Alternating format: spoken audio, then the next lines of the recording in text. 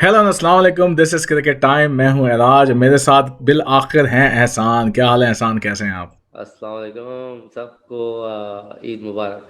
आपको भी बहुत बहुत ईद मुबारक। हम तो खैर ईद पे मिल चुके थे, लेकिन जो है वो बात करने का मौका नहीं मिला, और मैंने अपने कुछ और मज़ीद क्रिकेट बफ्स के साथ जो है ईद का छोटा सा स्पेशल शो किया।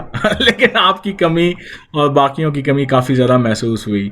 हम तो कैसी जा रही है? सब कुछ सही है? अल्हम्दुलिल्लाह गाड़ियाँ बिक रही हैं, लॉट्स खाली हैं? लॉर्ड्स खाली है भाई। इन्वेंट्री का क्या हाल है? यूएस में आजकल इन्वेंट्री जो है गाड़ियों की काफी लो हैं for whatever reason. Any insights on that? there's a semiconductor chip issue from abroad that goes in every car, so that's causing that dilemma in the inventory. अच्छा अच्छा, तो ये भी एक बड़ा इशू है, ये कोविड पेंडेमिक की वजह से। कैब से भी इसका कुछ ताल्लुक है, लेकिन इवेंचुअली बेसिकली आपके जो मेटल्स यूज़ होते हैं मेरे ख्याल में इस कैटलिस्ट्स में और डिफरेंट कंपोनेंट्स में कार्स के, माइक्रोचिप्स में पर्टिकुलरली माइक्रोचिप शॉर्टेज है। माइक्रोचिप शॉर्टेज से कंप्यूटर इंडस्ट्री नहीं, कार इंडस्ट्री भी अफेक्टेड है मेरे ख्याल में। That's what's going on. उसकी वजह से इन्वेंट्रीज काफ़ी लो है, प्राइसेस बढ़ी हुई है। तो जिसने नहीं ली गाड़ी पिछले साल, और जिसने घर भी नहीं लिया पिछले साल, के घर की प्राइसेस भी बहुत बढ़ गई हैं। तो जो बेचारे इस आसरे में रह गए कि हम अभी वेट करेंगे मजीद, वो घर से भी रह गए, गाड़ी से भी रह गए। तो देखते हैं कि आगे क्या होता है इस मार्केट का। आते हैं क्रिकेट की तरफ। तो क्रिकेट में कुछ खास होती ना, तो मेरे ख्याल में इजाज़त दीजिए हमें, अल्लाह हाफिज़। वैसे वाकई कुछ खास नहीं हो, लेकिन देयर आर थिंग्स हैपनिंग। तो पहला पहला ये है कि पाकिस्तान जिम्बाब्वे के बारे में हमने काफ़ी बात कर ली, मेरे ख्याल में कुछ ज़्यादा ही बात कर ली, क्योंकि कुछ और बात करने को था नहीं। लेकिन पाकिस्तान की अगली सीरीज़ होगी इंग्लैंड के साथ, जिसमें वो T20s और वनडे खेलेंगे। और उसके बाद उनकी वेस्ट इंडीज़ के साथ सीरीज़ है, जिसमें आई थिंक वनडे T20s और टेस्ट हैं। लेकिन रिसेंट न्यूज़ ये थी कि पाकिस्तान ने एक टेस्ट कम करा के उसकी जगह 2 T20s रखवा लिए हैं। तो काफ़ी लोगों ने इस पर कंप्लेन की है कि टेस्ट को इम्पोर्टेंस नहीं देते, और दे शुड हैव हैड, यानी जहां इनको ज़्यादा टेस्ट खेलने चाहिए, वहां जो टेस्ट मिल रहा है वो भी छोड़ रहे हैं। तो इस बारे में क्या ख्याल है आपका? पहले ये बताइए कि do you see any changes in the Pakistan team, one?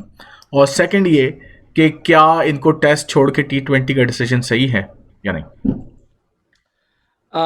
नहीं, बिकॉज पहली पाकिस्तान टेस्ट के हम कम खेलता है। तो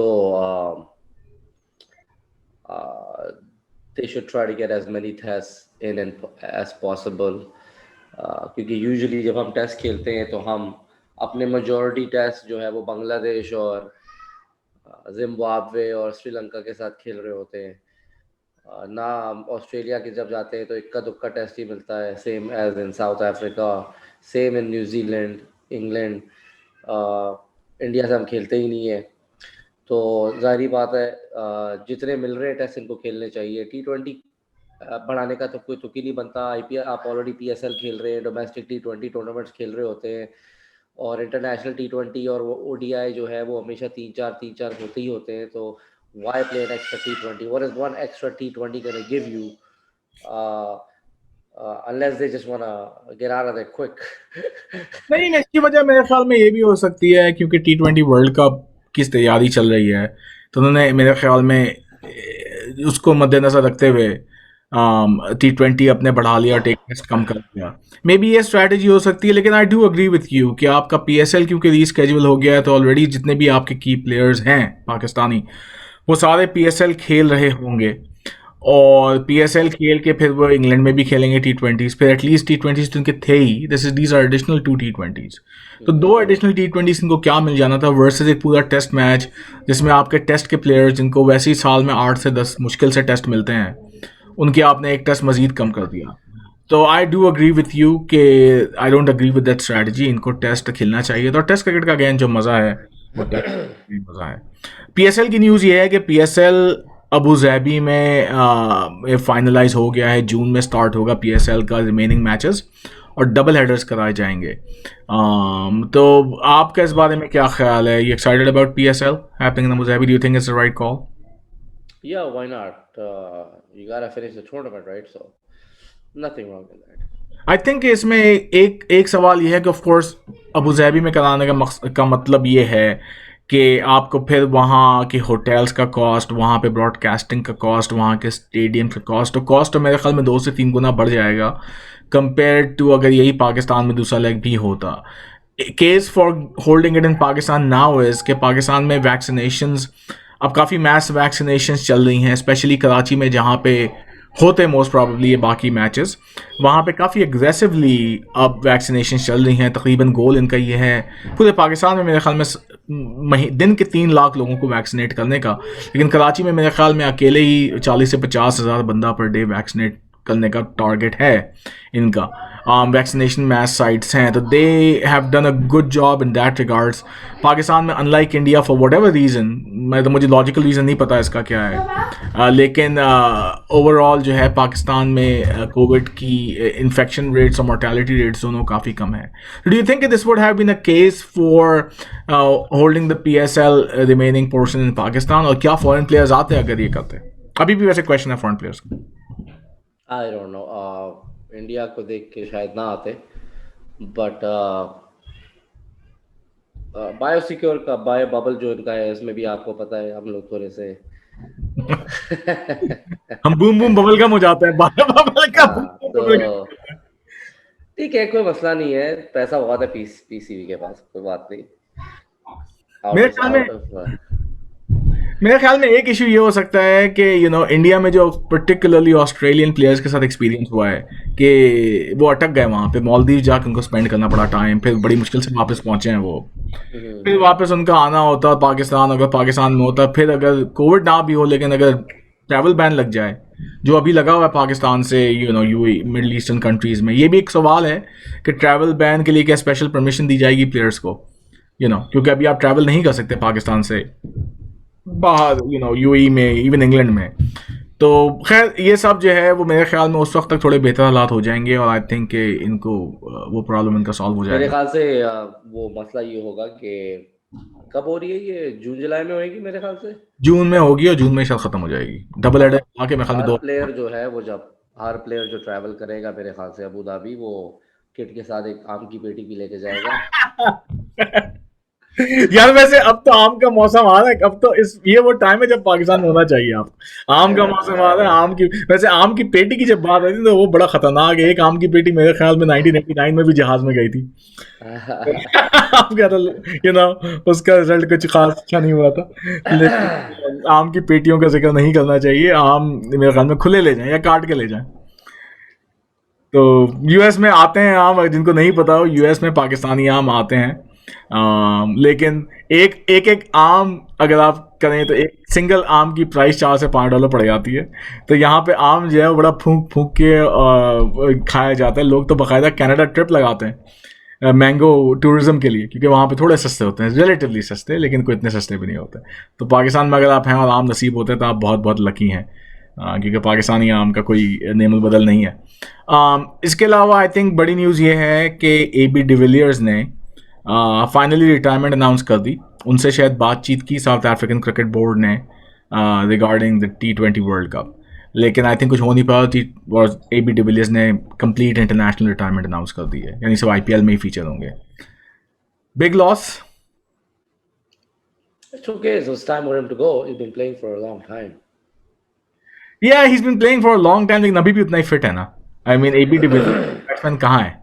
तो फिर तो अभी भी शोएब अख्तर भी है, और शोएब अख्तर भी अगर वापस आ जाएंगे, आपके सारे पाकिस्तानी बॉलर से तेज बॉलिंग करा लेंगे. खैर शोएब अख्तर बॉलर और बैट्समैन थोड़ा फर्क होता है यार. मतलब हमें पता चल रहा है अब, हम लोगों ने इस वीकेंड मैच खेला, साइड ट्रैक करने के लिए हम लोगों ने इस वीकेंड मैच खेले. मेरे ख्याल में हमारी टीम में एक बच्चा शायद 24 साल का 25 साल का था. एवरेज एज मेरे ख्याल में हम लोगों की 38-39 थी. और हमारे सामने जो टीम थी वो थी एक्चुअली इस शो पे हमने मेहुल शानी का इंटरव्यू लिया था. उनके CCY अंडरडॉग जो उनकी एकेडमी के बच्चे हैं, मेरे ख्याल में उनकी एवरेज एज 16 होगी है या उससे भी कम 15 होगी. और उन लोगों की एनर्जी लेवल हमारे एनर्जी लेवल में ज़मीन आसमान का फ़र्क नज़र आया.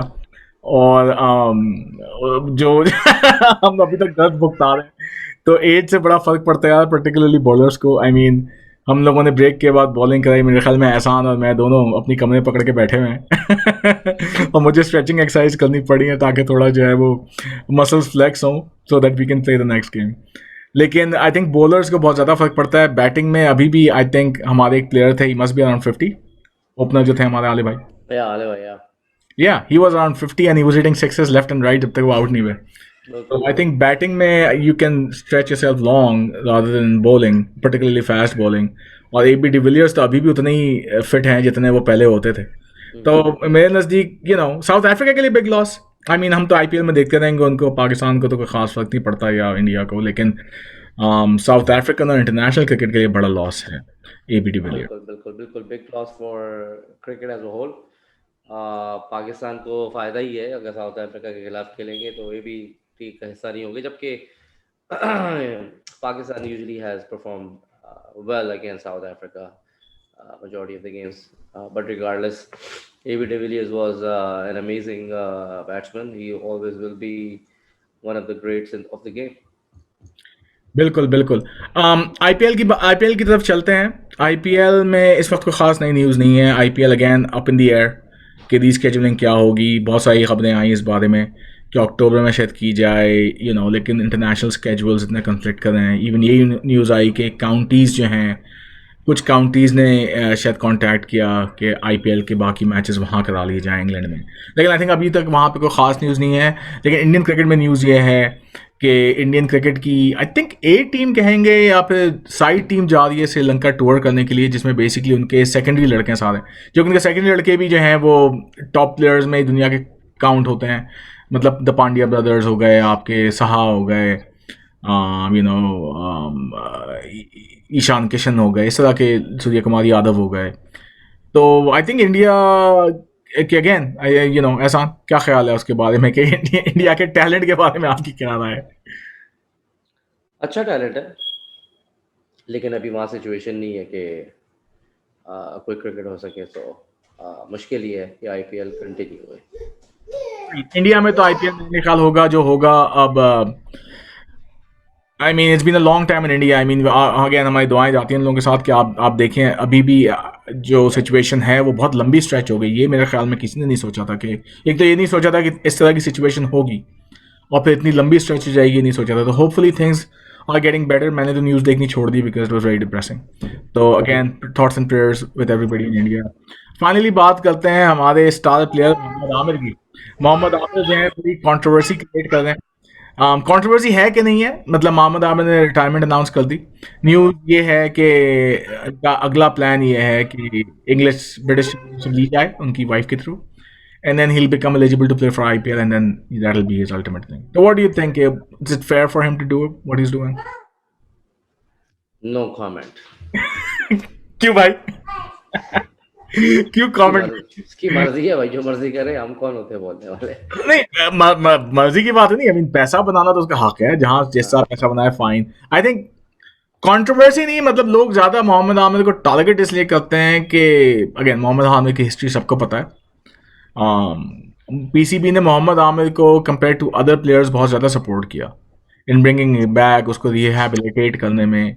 कंट्रोवर्सी या उनकी अनबन वहाँ स्टार्ट हुई जहाँ मोहम्मद आमिर ने टेस्ट से रिटायरमेंट अनाउंस कर दी। अब उसमें भी बड़ी वो है कहानियाँ कि इसने सही मतलब कितनी कम्युनिकेशन थी नहीं थी। मेरे ख्याल में कम्युनिकेशन गैप है पीसीबी और मोहम्मद आमिर के दरमियान। लेकिन उसके बाद मोहम्मद आमिर बड़े वोकल हैं मिसबाह हक के खिलाफ, मैनेजमेंट के खिलाफ। तो आई थिंक कि अगर पीसीबी ने, सवाल आगे से ये बनता है कि अगर पीसीबी ने आउट ऑफ द वे जाके मोहम्मद आमिर को रिहैबिलिटेट किया, उनकी गलतियों को माफ़ किया, जो बाकी बट हो गए, आसिफ हो गए, दानिश कनेरिया हो गए, उनकी नहीं माफ़ की गई, तो फिर आमिर पे फर्ज बनता था कि वो पीसीबी को रिपे करे and what ever way they want. कह सकते हैं आप। जहाँ तक आईपीएल खेलने की बात है तो I mean it's up to him. जब आईपीएल पाकिस्तानी प्लेयर्स को नहीं खिला रहा तो why would you want to go and get a nationality of some other country to play there? I mean, makes no sense. उसका नहीं, makes perfect sense, money. I mean, if you play a couple of seasons IPL, you're a millionaire. और मोहम्मद आमिर का आप सोचें, मोहम्मद आमिर की attraction IPL में कितनी ज़्यादा होगी। मोहम्मद आमिर तो बड़ा स्टार अट्रैक्शन होगा आईपीएल की, अगर आईपीएल में सेलेक्ट होता है, अगर वो इवेंचुअली क्वालिफाई करता है, आमिर वो definitely go to IPL for the money. लेकिन सवाल देखें, इंसान को रोज़ी कमाने के लिए जहाँ मौका मिल रहा है, जो मिल रहा है, आई थिंक इट्स हक बजानिब। सिर्फ आमिर का इशू ये है क्योंकि देखिए मोहम्मद अजहर जो जो इमरान ताहिर फॉर एग्जांपल ले लें, इमरान ताहिर जो हैं तो मतलब बाय बर्थ पाकिस्तानी, वो साउथ अफ्रीकन है, आप तो साउथ अफ्रीकन होने की वजह से खेल सकते हैं वहाँ पे, उनको बड़ा वो चेन्नई में है, तो मोहम्मद आमिर भी इस तरह खेल सकते हैं। प्रॉब्लम ये है कि Mohammad Aamir was I mean he still eligible to play for Pakistan, उनको सेलेक्ट नहीं किया गया बिकॉज उन्होंने अब फॉर वट एवर रीजन उनकी टेस्ट टीम में ना खेलना चाहा, उन्होंने कहा कि वैसे वाइट बॉल खेलना चाहता हूँ, बॉडी नहीं बर्दाश्त कर सकती, वहीं से उनके फड्डे स्टार्ट हुए। तो सवाल सिर्फ अगेन यही बनता है कि जो पीसीबी ने जितना उनको सपोर्ट किया, रिहैबिलिटेट किया आफ्टर ऑल करप्शन, तो फिर उन पर फर्ज बनता है कि वो रिपे करें पीसीबी को by keeping continuing to serve for Pakistan, या फिर definitely I think so. PCB ने उनको इसलिए नहीं खिलाया क्योंकि वो परफॉर्मेंस नहीं दे रहे थे, उनकी बॉलिंग कोई खास चल नहीं रही थी। He lost that nip that he had prior to the scandal. That's been long gone. I don't know what he did. I think he was not putting effort into his bowling in international cricket. He used to bowl better when he used to go in other leagues, but I think he was just not putting enough effort into his bowling. He was bowling under par, in my opinion, which is why PCB rested him, and I think he knows that. He should have. I think he should. He's an asset for the country, and the PCB did when they went above and beyond. उसके specifically उसके लिए, क्योंकि वो बहुत young था जिस वक्त ये सिचुएशन हुई, और they got him out of that situation, and then they got him back in cricket, even though ना सलमान बट वापस आ सका था, मोहम्मद आमिर आ सका, दोनों नहीं आ सके, लेकिन they brought him back because of the age. So I think he should definitely still play for his country. देखते हैं मोहम्मद आमिर की क्या स्टोरी होती है। मोहम्मद आमिर हमेशा वो भी एक आइटम है और हमेशा न्यूज़ में आने का कोई ना कोई जरिया निकाल लेता है, तो हमें कुछ अरसे बाद कोई ना कोई नई न्यूज़ आमिर की तरफ से आती नजर आएगी। लेकिन overall again he was and still is a big asset to the country in terms of his bowling, और पाकिस्तान उनको मिस जरूर करेगा। लेकिन अगर आईपीएल में भी जाते तो चले, एक करंट पाकिस्तानी क्रिकेटर जो कि टीम में खेलता रहा है वो जाके रिप्रेजेंट करे 1-2 साल में, तो कोई इतनी मेरा नहीं ख्याल इसमें कोई बुराई है। इनफैक्ट उनका पाकिस्तानी फैन बेस उस टीम का जरूर बढ़ेगा जहाँ पे भी वो खेलेंगे। तो आई थिंक इतनी ही आजकल हमने न्यूज़ की न्यूज़ बनाई, क्योंकि खास कुछ ये यहाँ वहाँ की न्यूज़ ज़्यादा है, कोई खास मैचेस तो हो नहीं रहे। तो आई थिंक जून तक कुछ ऐसे ही हाल रहेगा, तो हम मिलते रहेंगे और जो भी लेटेस्ट कुछ न्यूज़ आएगी उसके बारे में बात करते रहेंगे। तो फिलहाल हमें इजाज़त दीजिए। This is cricket time. Good night.